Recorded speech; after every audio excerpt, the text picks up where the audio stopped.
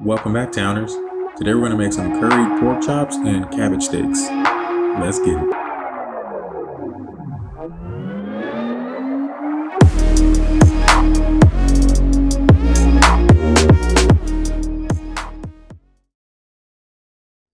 Alright, Towners. To start out with this recipe here to make these curried pork chops and cabbage steaks, we started off with our green cabbage here. We went in and peeled off some of the outer leaves on the cabbage.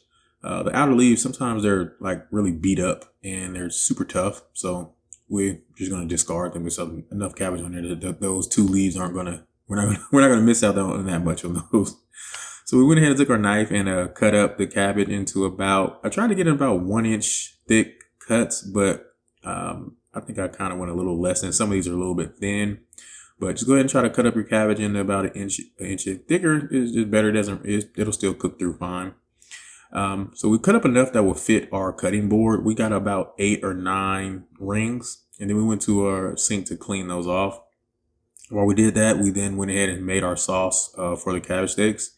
We put in some extra virgin olive oil, some vinegar.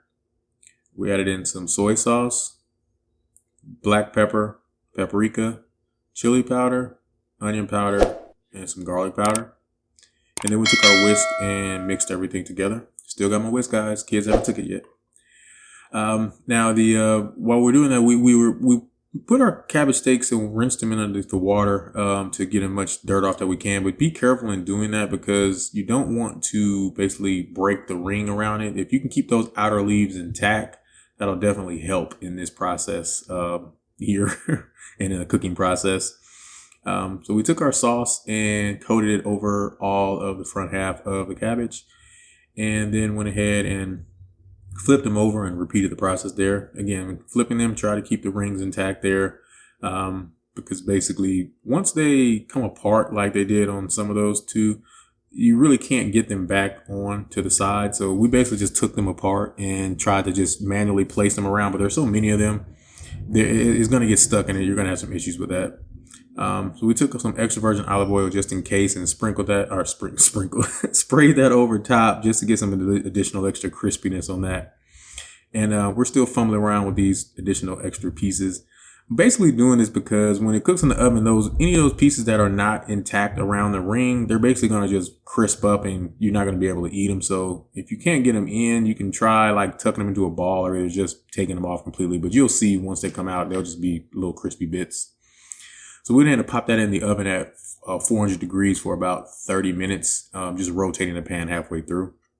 Now to make our curry, we added some butter to the pan, and then here are all the veggies that we chopped up. We had 2 tomatoes, a cup of baby portobello mushrooms, a half a yellow onion, as well as a half of a green pepper. And we diced all of that up and then just added that to the skillet. Started the process to basically sweat and cook that down. A lot of liquid is going to release out of these veggies. So we seasoned this heavy with some kosher salt and black pepper.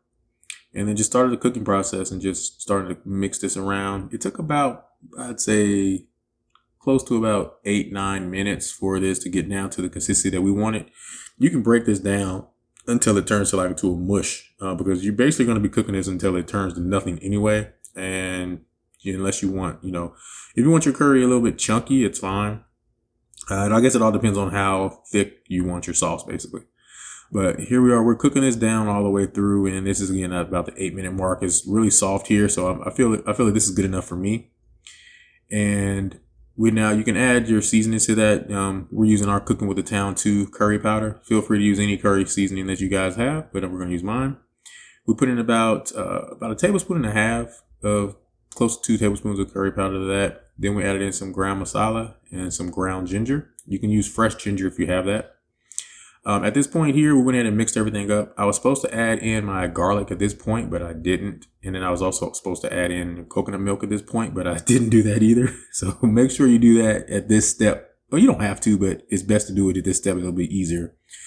But we went ahead and added some water to that and then mixed everything in together and getting that nice brown color on everything. And now we're going to have our pork chops. These are about a quarter of an inch, close to an inch thick. They're not as thick cut pork chops, but they're also not those very thin breakfast chops. They do still have the bone intact on those. So we put in our pork chops, and we have about 6 of them. Now, I could have basically took the sauce out and then put the pork chops in, but I'm doing it the hard way. So do it whatever is best or easier for you guys. As you can see now, I'm adding in the garlic and sprinkling some additional pepper on top. I didn't add any more salt because I put in a lot of salt in on top of the veggies at the beginning. So that's all going to carry over. And now we're adding in our coconut milk. So here we're going to just play around and mix and everything together and swirl everything up and get the curry sauce on everything. So again, do whatever's best for you guys. You can either take everything out of the pot or just play around and just start flipping and mixing everything around. But this is how we looked once I finally got everything coated with our curry sauce. So at this point, we basically just pop the lid on it and let it go. Drop the heat down to low at this point. So after about 30 minutes or so, we did come in every now and then and flip the pork chops over, just make sure everything stayed coated and get a nice, make sure everything gets seasoned well.